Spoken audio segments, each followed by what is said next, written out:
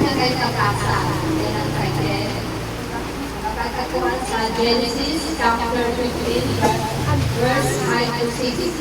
Sabi dito, pinala siya ni Yahweh sa lahat ng sinabi sa kanya, tumingin ka sa langit at masdan mo ang mga bituin. Mabibilang mo ba yan? Ganyan karami ang magiging lahi mo. Verse 6. Si Abraham ay sumampalataya kay Yahweh.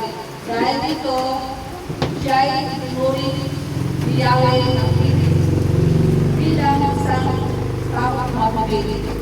Dito sinasabi sa verse 5, sabi na dito, ang pangako ng Panginoon sa kanya ay magkakaroon siya ng sindahan ng bituin ang magiging anak niya. Kasi yung lahi niya. Madala siya ng sindahan ng bituin. Yun ay pangako sa kanya ng Panginoon na uuparin ng Diyos sa kanya. Kay Abraham na magkakaroon siya ng maraming anak. At hindi mo mabibilang sa bituin. Maraming lahi. Sana dahil yung magiging anak niya, dadali. Kaya yun yung matuwid sa harap ni Abraham. Kaya pinagpala siya ng Panginoon. Sa ating pambuhay, anak, kapag Diyos pinangako, tinutupad niya. Pero pag sa tao ka, nangako, hindi 100% is matutupad.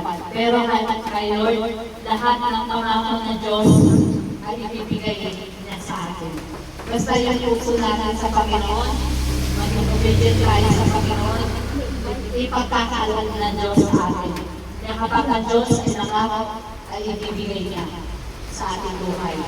Kaya Abraham, nabawa si Sarah, pero binigyan siya ng pagkakataon ng anak. Binigyan siya ng Panginoon kasi dahil ng bituin. Kapag tayo sumusunod sa kalooban ng Diyos, una number 1, makinig. Ang pangako ng Diyos kay Abraham. Ito yung pangako ng Diyos sa kanya. Ano yung pangako sa kanya ng Diyos? Number 1, sindahan ng bituin sa langit ang kanyang lahi. Ang pangako ng Diyos kay Abraham. Number 1, sindahan ng bituin sa langit ang kanyang lahi. Amen po ba? Number 2, pangako ng Diyos. Kapag ang Diyos ay nangako, tinutupad niya. Amen po ba? Kapag meron tayong pinag-pray sa ating Panginoon, tinutupad niya ang ating pangako. Pero kapag sa tao ka umasa, nangako, paasa lang yan. Pero kapag sa Diyos ka, lumalapit na nanalangin, tinutupod ang ating panalangin. Pangako ng gagawin niya. Gagawin niya lahat sa atin. Kapag tayo lumalapit sa Diyos. Number 3, binibigyan niya ng Diyos ng madaming anak. Si Abraham, binigyan siya ng Diyos ng madaming anak kasi dami ng bituin. Amen po ba? Next, pag tayo'y matuwid sa Diyos, tayo'y pagpapalagi. Una-una, number 1, pagsunod sa kalooban ng Diyos. Pag tayo'y susunod sa kalooban ng Diyos, tayo'y pagpapalagi ng ating Panginoon. Amen po ba? Amen. Kayo ba mga anak, sumusunod ba kayo sa Diyos? Opo. O sumusunod ba kayo sa magulang ninyo? Opo. Napakalaga kapag tayo sumusunod sa kalooban ng Diyos. Kapag tayo sumusunod sa kalooban ng Diyos, tayo magpapalaki ng ating Panginoon. Bibigyan ka niya ng magandang buhay, bibigyan ka niya ng pagpapala, nakikinig ka sa magulang mo, kapag may minutos, sumusunod ba kayo ng anak? Opo. Baka pag inutusan kayo, mga nakasimangot. Kailangan yung talagang yung pagsunod nyo. Ako na naman, sasabihin nyo naman sa magulang, ako na naman, ako na lang lagi, ako na lang nakita nyo yung utos. Dapat hindi gano'n.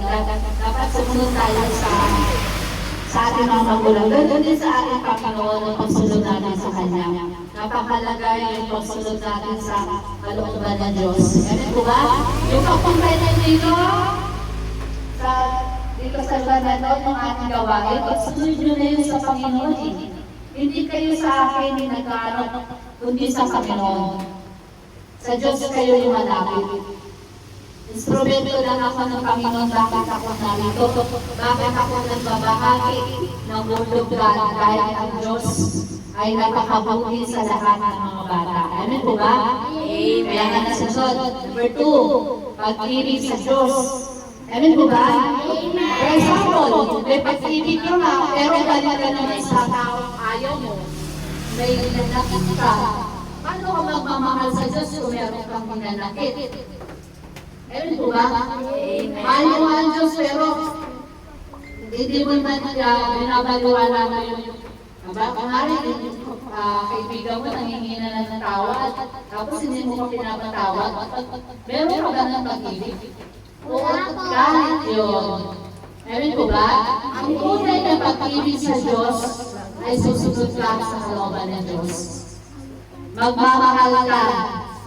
Wawawala na yung pag-aaway mo, makikipag-aaway ka sa kapatid mo. O mga anak, makinig. Makikipag-aaway ka sa kapatid mo.